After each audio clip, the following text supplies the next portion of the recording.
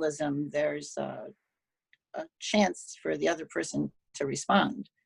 But everything was happening and Joelle was refusing to respond. And because of the danger to the women, they decided to go ahead after consulting with the prosecutor to just put the show on the air.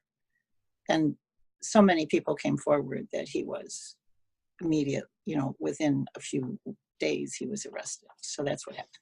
Right.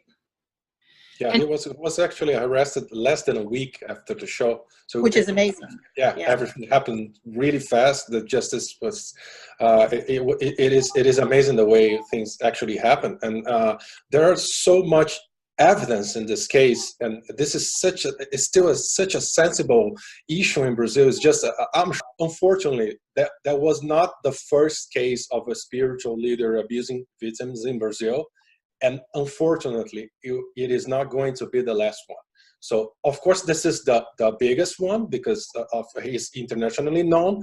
But in Brazil, there are several cases, local cases, of spiritual leaders abusing their victims. And still on the subject of evidence, on December 22nd, so almost 2 weeks after the show was aired, a judge actually said, and I have a quote from the judge here, a Brazilian judge, of course, that was leading the case. He said, all points to John of God being the leader of a criminal organization.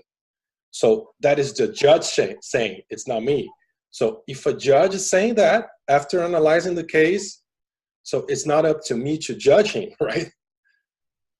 Right. So when you say a part of a criminal organization, with some of these other accusations, how would you elaborate on that? Like, well, at that time, the accusations was sexual harassment, the illegal guns that he had, the money laundering that was actually going on at that time, and that is the official prosecution on him up to this moment.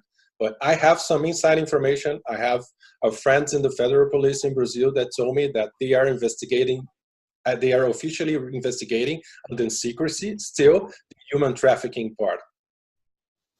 What they told me, and they told me in secrecy, of course, I'm not saying names, anything, but they said that they have enough evidence to know that this is what's actually happening, and this is true, and it will come in the surface soon. So we have some actual newspapers in North America and Europe that talk about that openly, right? So they might have the same sources that I do.